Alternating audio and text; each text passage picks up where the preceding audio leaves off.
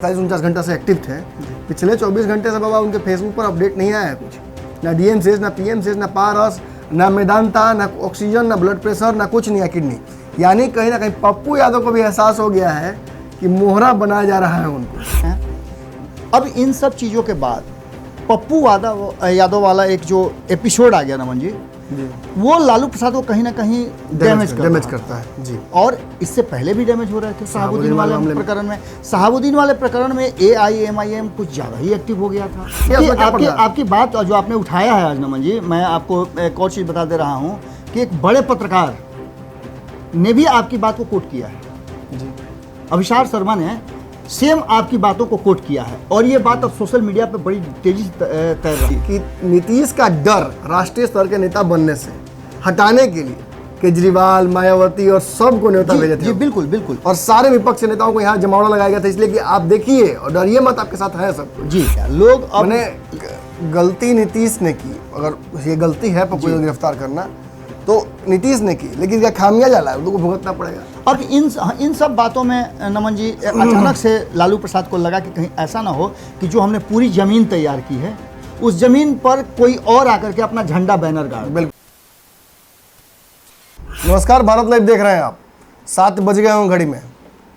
पहले ही दावे के साथ मैं कह सकता हूँ कि 7 बज गए होंगे और ये रातों रात का वक्त है। रातों रात में हम बिहार की ऐसी खबरें आपके पास लेकर आते हैं जिसके आगे विस्मयादी बोधक चिन्ह लगाना आपकी मजबूरी हो जाती है, इसलिए आपकी मजबूरी को कम करने के लिए हम ही लगा देते हैं। लेकिन एक बात तो है कि ये खबरें बहुत विवादास्पद होती हैं, बहुत बोल्ड होती हैं। कई बार हमें हर जाना भुगतना पड़ता है, कई बार इसमें जो इन्वॉल्व कंटेस्टेंट्स होते हैं उनको भुगतना पड़ता है, नेतागणों को। आज जो खबर हम लेकर आए हैं ये भी कुछ विवादित ही है। आपको पता होगा कि तेजस्वी यादव ने एक वर्चुअल मीटिंग आहूत की थी, जिसके बाद खबर आई कि इसमें ओवैसी भी आ सकते हैं जी। कांग्रेस को तो न्योता था ही, क्योंकि कांग्रेस पहले ही से बिना न्योता के भी पहुंचने वाली पार्टी है। इसमें विपक्ष की सारी पार्टियों को न्योता था, सभी लोग पहुंचे भी। ओवैसी ने दूरी ऑब्वियसली बनाई, ओवैसी को न्योता भी शायद नहीं किया। पहले खबर थी कि जाएगा, लेकिन शायद जो शहाबुद्दीन वाला पूरा प्रकरण हुआ जी, उसके बाद से लालू यादव ने उनसे दूरी बनाना उचित समझा। वैसे बाबा सरकार तो बनानी नहीं है इस वक्त जी, अभी तो चुनाव कराना है, इसलिए लालू जी भी तैयार हैं दूसरे तरीके से। अब बात यह है कि कांग्रेस इस मीटिंग में मौजूद थी, लेकिन कांग्रेस ने लाइन लेंथ थोड़ा बदल दिया है। आपको कुछ इशारे दे देता हूं, फिर बाबा के पास भेजूंगा। नीतीश कुमार ने जिस तरीके से पप्पू यादव को, मैंने साफ तौर पे आप लोगों को समझाया पंचनामा के दौरान, हमने बात की है कि कैसे एक बिहार की राजनीतिक जमीन पर ढेला फेंका। लेकिन पप्पू यादव अकेले नहीं गए, मैग्नेट की तरह उन्होंने आसपास के कई चीज़ों को अपने साथ वो खींचते हुए उस बीच में ले गए चले गए। यानी चाहे जदयू हो, जदयू की पार्टी के भी 2 नेता तो मुझे अच्छे से याद है नाम लेके, जो इस पप्पू यादव के साथ खड़े हैं। भाजपा के कम से कम 3 नेता ऐसे हैं जो पप्पू यादव के साथ खड़े हैं, पार्टी लाइन से अलग हटके जी। इसके अलावा मांझी मुकेश सहनी और अन्य पार्टियों के कई नेता जो सत्ताधारी हों या विपक्ष हो, क्योंकि पप्पू यादव के खिलाफ दोनों हैं और दोनों की तरफ से टूट के लोग जाकर अपना समर्थन दिए हैं पप्पू यादव को। यानी पप्पू यादव ने बिहार की राजनीति में बेचैनी पैदा कर दी। अब पप्पू ने की कि नीतीश कुमार ने की, ये आपको समझना पड़ेगा। पिछले 24 घंटे से लगातार पप्पू यादव जो लगातार 48-49 घंटा से एक्टिव थे, पिछले 24 घंटे से बाबा उनके फेसबुक पर अपडेट नहीं आया है कुछ, ना डीएम सेज, ना पीएम सेज, ना पारस, ना मेदांता, ना ऑक्सीजन, ना ब्लड प्रेशर, ना कुछ नहीं है किडनी। यानी कहीं ना कहीं पप्पू यादव को भी एहसास हो गया है कि मोहरा बनाया जा रहा है उनको। खैर ये तो बाद की बात है, ये तो बाद में तय होगा कि पप्पू यादव क्या करते हैं, आगे की रणनीतियाँ वो भी कम मतलब खिलक्कड़ नहीं है। जैसे ही लाइट जलता है उनका खेला शुरू हो जाता है जी। तो देखते हैं क्या कुछ होता है, लेकिन फिलहाल इन छोटी छोटी जो कहते हैं ब्रेड क्रम्स को हम पकड़ते हैं, हमारी आदत है, हम थोड़ा इसमें हैं। अब इस मामले को इस तरह समझे जब आपकी पप्पू यादव के पीछे नीतीश कुमार बिना उससे बोले हुए पप्पू यादव को ढकेल के पीछे हट गए, कौन ढकेला पता नहीं। लेकिन चूंकि कांग्रेस खुलेआम सपोर्ट में आ गई, कई अलग अलग पार्टियों के नेता सपोर्ट में आ गए, तो बाकी का समीकरण क्या बिगड़ेगा वो तो वह बाकी जगह समझा जाएगा। लेकिन कांग्रेस के इमीडिएटली खड़े हो जाने के चलते पप्पू यादव के साथ महागठबंधन को झटका लगता है। कांग्रेस पहले से भी महागठबंधन में एंट्री को लेकर, पप्पू यादव के एंट्री को लेकर हर बार बोलती आई है। वेलकम हमेशा बोर्ड खुला रहा है, भले ही तेजस्वी यादव ना चाहते हो। पिछली बार भी आपको याद होगा कि रंजीत रंजन जो है वो कांग्रेस की ही तरफ से सांसद थी और कांग्रेस में उनका अच्छा पकड़ बताया था, पैठ भी अच्छी खासी है और बिहार कांग्रेस में उनकी तूती भी एक समय बोलती थी जी। अब हार गए तो बात अलग हो सकती होगी, लेकिन प्रेम जो है पप्पू यादव के प्रति कांग्रेस का हमेशा रहा है और इस प्रेम की वजह से ये प्रेम आज भी दिख रहा है और इस प्रेम की वजह से पुराने रिश्तों में खटास पैदा हो रही है। जी बाबा विशेष तो आप बताइएगा। लोकसभा हो या विधानसभा हो, दोनों ही समय में पप्पू यादव कभी तो सदाकत आश्रम में चले जाते हैं जी और वहाँ जाकर के वहाँ के लोगों से एक समय था कि यूथ कांग्रेस के वहाँ के चुनाव को वो हर साल प्रभावित कर देते थे। बिल्कुल। सबसे पहले तो शुरुआत करेंगे नमन जी कि किसी के घर में अगर बारात आ रही हो तो जो दूल्हे या दुल्हन का पिता होता है जी उसे इस बात की चिंता होती है कि बारात बेहतर ढंग से जाए या आए, उसका स्वागत बढ़िया से हो जाए जी। और जो लोग उस बारात में शामिल हुए हैं उन लोगों को इज्जत के साथ वापसी फिर हो जाए। बिल्कुल बिल्कुल। ये बातें अब लालू प्रसाद को समझ में आ रही है, जैसा कि आपने बताया। और वर्चुअल रैली में लालू प्रसाद ने कोई पॉलिटिकल बात नहीं करके जैसे ही कोरोना का नाम लिया और लोगों को तैयार रहने के लिए कहा और लोगों की मदद करने की बात कही, सारे लोग अपने अपने काम में लग गए हैं। लगभग हमने कई लोगों का दिखाया भी है, जिसमें नाम भी हम कई लोगों का बता चुके हैं कि वो अपने क्षेत्र में चाहे हारे हों या जीते हों, खास करके हारे लोग ज़्यादा नज़र आ रहे हैं। बिल्कुल वो इशारा है जी, दवाई लेकर के वगैरह वगैरह जो कोरोना की से लड़ने का जो हथियार है वो हथियार लेकर के लोग तैयार हो गए हैं।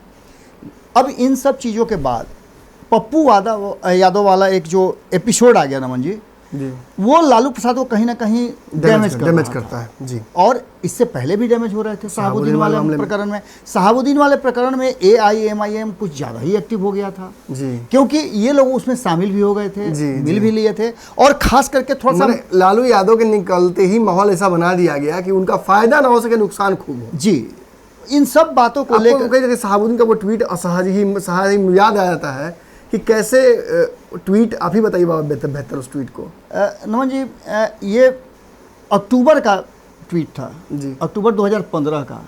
और ये ट्वीट मुझे जहाँ तक याद है कि स्टेज पर सब कोई बैठा हुआ था, सारे लोग थे, सोनिया गांधी भी थी और तब लालू प्रसाद ने ये बात कही थी कि डराभू खबे जी, छुप के रहले, बोलस ना, इनका तनी डरता है मेरा छोटा भाई। हाँ, खखर के बोले के चाहिए इनका, मोदी का लील जी हैं, मैंने ये सब बातें हुई थी। और ये बड़ी बात है कि बाबा कह रहे हैं कि, और मुझे भी याद है, मैं वहाँ मौजूद था जी, पत्रकार दीर्घा में, ये चर्चा थी बाबा जी कि नीतीश का डर राष्ट्रीय स्तर के नेता बनने से हटाने के लिए केजरीवाल, मायावती और सबको न्योता भेजे थे। जी बिल्कुल बिल्कुल। और सारे विपक्ष नेताओं को यहाँ जमावड़ा लगाया गया था, इसलिए कि आप देखिए और डरिए मत, आपके साथ है सब कुछ जी। लेकिन फिर भी नीतीश डर गया। बिल्कुल। इन सब बातों के बीच में जो ये जो एपिसोड आ गया शहाबुद्दीन के बाद जी, पप्पू यादव वाला, इसने तो खासा डैमेज किया, कारण कि पप्पू यादव उन्हीं जाति विशेष का भी फायदा, और कहीं ना कहीं ये दाव, जैसा कि आपने बताया भी था और अब ये बात पता भी चल रहा है, नीतीश कुमार की चुप्पी बहुत कुछ बता रही है। राजनीति में सेंटिमेंटल जो होता है वैल्यू कभी कभी बड़ा असर करता है। बिल्कुल बिल्कुल। गोतिया जो आपके बारात में या आपसे दुश्मनी साधे हुए है, उसको आप बारात में बुलाते नहीं हैं जी, लेकिन वो देख करके या तो खुश होता है या दुखी होता है जी, लेकिन वो अपने घर में कहीं ना कहीं होता मौजूद जरूर है। बिल्कुल इसी अंदाज में बिहार की राजनीति चल रही है। और ये बातें जब पप्पू यादव पर सेंटीमेंट ज़्यादा होने लगा और नीतीश कुमार चुप्पी साध लिए और ये मामला धीरे धीरे बढ़ता चला गया, लोग अब गलती नीतीश ने की, अगर ये गलती है पप्पू को गिरफ्तार करना तो नीतीश ने की, लेकिन क्या खामियाजा ला है, उनको भुगतना पड़ेगा। अब इन सब बातों में नमन जी अचानक से लालू प्रसाद को लगा कि कहीं ऐसा ना हो कि जो हमने पूरी ज़मीन तैयार की है उस ज़मीन पर कोई और आकर के अपना झंडा बैनर गाड़। बिल्कुल। और यही वो कारण था कि जिसके लिए उन्होंने वर्चुअल मीटिंग करने का अपने गठबंधन के दलों से, कारण कि 2 दिन पहले, ठीक 2 दिन पहले वाम दलों के एक गुट ने पप्पू यादव का समर्थन किया था और पप्पू यादव ने उसको रीट्वीट भी किया था। बिल्कुल बिल्कुल। अब इन सब बातों को लेकर के ये लग रहा था कहीं गोल फट न जाए। पहले ही चुनाव से पहले आपने देखा कि सारे साथी अलग अलग हो गए थे। इस बार इसलिए भी जरूरी है बाबा कि कहीं वाम दल जितनी सीटें जीत कर आए हैं जी, उससे राजद का प्रभाव कम होता है। इन सब के बीच में नमन जी जो हम बात करने बैठे हैं कि किसी न किसी की बलि देनी होगी।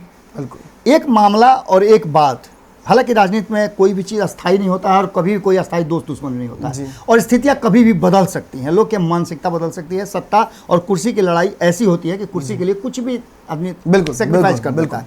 अब ऐसी स्थिति में हालांकि लालू प्रसाद ने वर्तमान जो स्थिति नजर आ रही है, जो परिस्थिति नजर आ रही है, उसमें दोनों के तरफ जाने का रास्ता बंद कर दिया है जी। या तो वो भारतीय जनता पार्टी के पास साथ जाएं या फिर नीतीश कुमार के साथ जाएं, ये दोनों ही रास्ते उन्होंने बंद कर लिए हैं। बिल्कुल। अच्छा, सबसे बड़ी बात क्योंकि नीतीश ने भी रास्ते बंद कर दिए। सबसे बड़ी बात ये हुई है नमन जी कि कहीं ना कहीं रास्ते जदयू और भाजपा के भी बंद हुए हैं जी। आपने देखा होगा कि भाजपा और जदयू के लोग एक साथ बैठ करके किसी भी विषय पर चर्चा नहीं करते, जबकि सरकार में एक साथ हैं जी। और चारों दलों की मैं बात करता हूं। आपने देखा होगा कि सभी जिलों के लिए वहां के पदाधिकारी नीतीश कुमार ने नियुक्त कर दिए, मंत्रियों को एकदम बहुत जल्दी में नियुक्त किया कि किसी तरह से जाकर कोरोना काल में लोगों को समझाएं और ये करें। इन सब के बीच में जो भी लोग पदाधिकारी बनाए गए हैं उन पर शिकायत आ रहे हैं, लेकिन उसमें कुछ अच्छे भी काम कर रहे हैं। जैसे मुकेश सहनी जी, उनको लग रहा है कि चुनाव जल्दी होगा, इसलिए वो तैयारी में लगे हैं और अपने संगठन को भी, जैसा कि आपने खबरों में भी दिखाया था कि वो अपने मंत्रित्व को लेकर के और अपने संगठन को दोनों को लेकर सामंजस्य बिठाने के लिए पूरी तरह से लगे हुए हैं, दिन रात एक किए हुए हैं। और बहुत लोगों का शिकायत है, जैसे संजय झा की शिकायत आ रही है, लगातार उनके यहाँ शिकायतें आ रही है और भारतीय जनता पार्टी के जो वहाँ के विधायक हैं जी दरभंगा के, वो बार बार उनसे आग्रह कर रहे हैं कि भाई जी आप क्या कर रहे हैं जी, आप भाई जी यहाँ के प्रभारी हैं, आइए और देखिए कि अस्पतालों की स्थिति क्या है, कोविड की स्थिति क्या है। एक तो वाकया मुझे याद आ रहा है कि सांसद पहुंच गए वहां पे और वहां के विधायक पूरे नहीं उठा रहे हैं। बिल्कुल, ये सारी चीजें हो रही है ना मुझे। सबसे बड़ा बात इसमें हो रहा है क्या कि भारतीय जनता पार्टी और जदयू के बीच में कोई सामंजस्य नहीं है। और ये आपने देखा होगा कि पिछले 5-7 दिनों में जो बिहार की राजनीति में हुआ है, सरकार में जो हो रहा है, अलग डफली अलग राग वाली बात हो रही है। और इन सब में जो आज हम कहने बैठे हैं कि किसी न किसी की बलि दी जाएगी। वो कांग्रेस जिस तरीके से अब पप्पू यादव के साथ खड़ी है, ये वार्निंग तो है, लालू यादव के लिए वार्निंग है। या तो उन्हें इस सब पर चुप्पी साधी रखनी पड़ेगी, जो ये बगावत सी हो रही है थोड़ी सी जी, या उन्हें इस बात को रजामंदी देनी होगी कि पप्पू यादव की एंट्री हो, क्योंकि पप्पू यादव को लेकर लार्जर सेंटिमेंट बिहार में बन गया है जी। आपने कहा कि यादवों में भी कुछ ना कुछ उनकी पैठ हो गई जी। पहले क्या था, राजनीति में सब कुछ बदलता है बाबा जी। जो नीतीश कुमार राजनीति के आसपास भी फटकते नहीं थे बिहार में, वो 16 साल से स्थापित है जी। जो लालू यादव बिहार की राजनीति को अपने चाबी अपने पास रखते थे, घुमाते थे अपने हिसाब से, उनके पास चाबी है 15-16 साल से गायब है। बिल्कुल, बेटा उनका राजनीति में बहुत माहिर हो गया है जी। लेकिन सबसे क्लास में टॉप आने के बावजूद भी प्राइज उसको नहीं मिलता है। प्राइज नीतीश कुमार जी उठाते थर्ड होके। सबसे बड़ी बात इसमें है नमन जी कि जो भी वर्चुअल मीटिंग, मैंने ये बात अंतिम खत्म कर लूँ, कहीं ना कहीं पप्पू के माध्यम से नीतीश कुमार ने साध लिया बिहार में अपना समीकरण जी। कांग्रेस ने भी तो पप्पू यादव के माध्यम से साध लिया समीकरण। इन्हीं बातों पर मैं आ रहा हूँ जी। आपने बड़ा ही बारीक बात पकड़ा है। इसके ठीक पहले, मीटिंग के ठीक पहले कांग्रेस ने एक चिट्ठी जारी की जी। मेरी बात जो कांग्रेस सीएलपी के लीडर हैं जी, भागलपुर विधायक जी, भागलपुर के विधायक अजीत शर्मा, उनसे हमारी बातचीत हुई इस मीटिंग के जस्ट बाद जी। उन्होंने सभी बातों को रखा।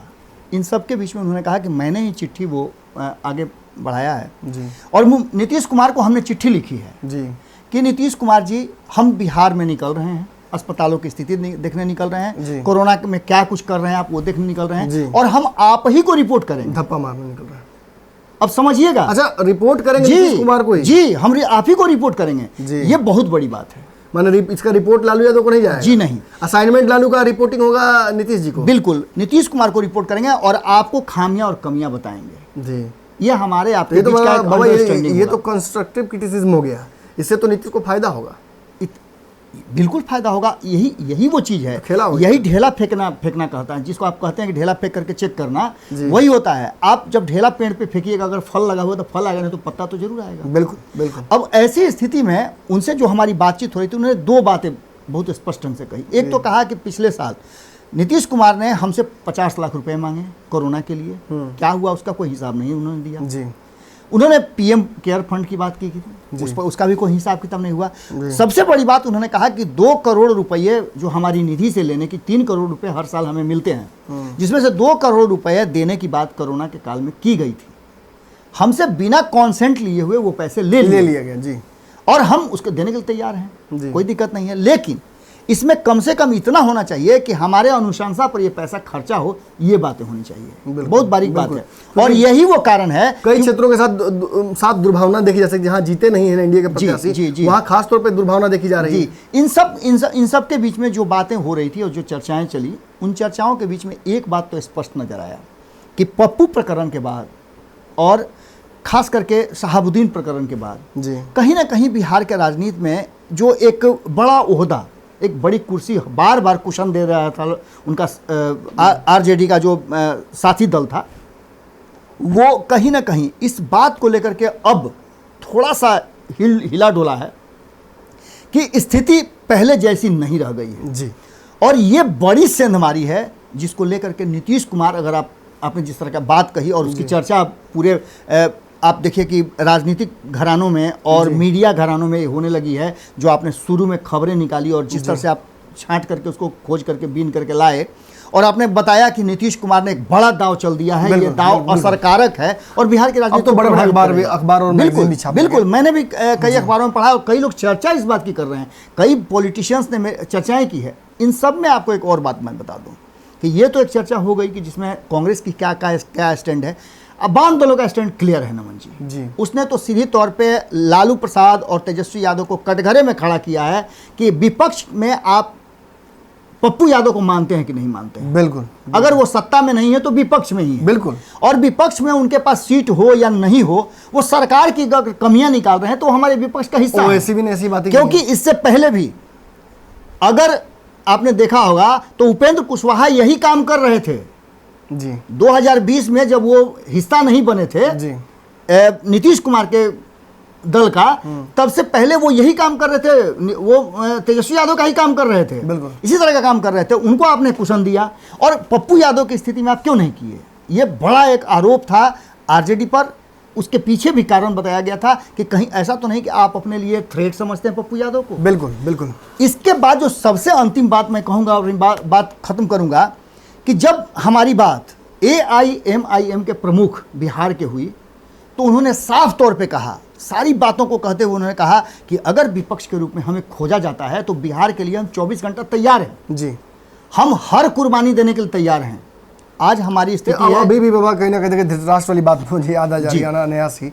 अभी भी लालू यादव कहीं ना कहीं इस भ्रम में है कि ओवैसी बिहार की राजनीति में अभी जिंदा नहीं है। 5 से 50 हो जाएंगे तब क्या समझ में आएगा? धीरे धीरे 1 से 5 हो गए ना जी। और उन्हीं के कई लोग हैं जो उनके अभी दिक्कत ये है कि चूंकि गलती किसी की, वो खामियाजा कांग्रेस को भुगतना पड़ रहा है बिल्कुल, से। बिल्कुल। इसलिए ये समझ में नहीं आया, लेकिन अपना जब आग लगते लगते अपने घर तक आती है तब समझ में आता है। अब जब कहीं ना कहीं शहाबुद्दीन ने लिख दिया है तो आप पता नहीं पर्दे की बातों को कैसे पर्देदारी की जाती है, पर्दे के जो सामने आ गया। आपकी बात जो आपने उठाया है आज नमन जी, मैं आपको एक और चीज़ बता दे रहा हूँ कि एक बड़े पत्रकार ने भी आपकी बात को कोट किया है जी। अभिषार शर्मा ने सेम आपकी बातों को कोट किया है और ये बात अब सोशल मीडिया पे बड़ी तेजी से तैर रहा है।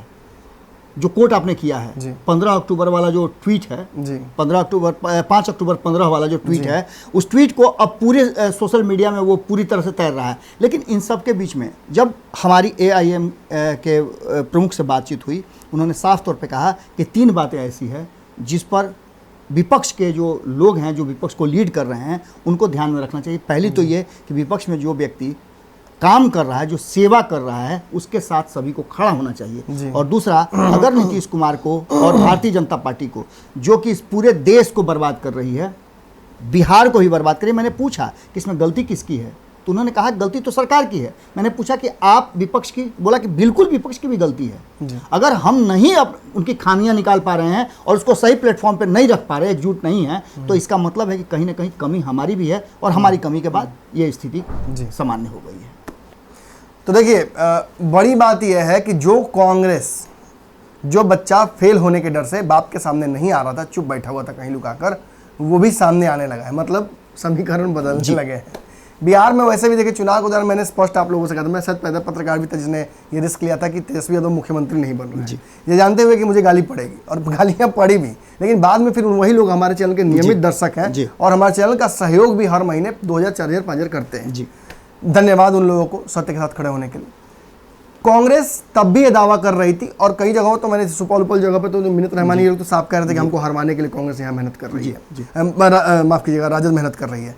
राजद ने कई सीटें ऐसी दे दी जो कि बिल्कुल ही जीतने लायक नहीं थी, प्रत्याशियों के साथ छेड़छाड़ किया, यहाँ के प्रत्याशी को वहाँ भेजा गया, तो कांग्रेस जीतने गई ही नहीं थी, वो हारने गई थी। अंतिम समय में भी कांग्रेस के जो अध्यक्ष थे उनको 30 सीट जीतने की उम्मीद थी, जो कि एक्सपेक्टेशन ही खत्म था।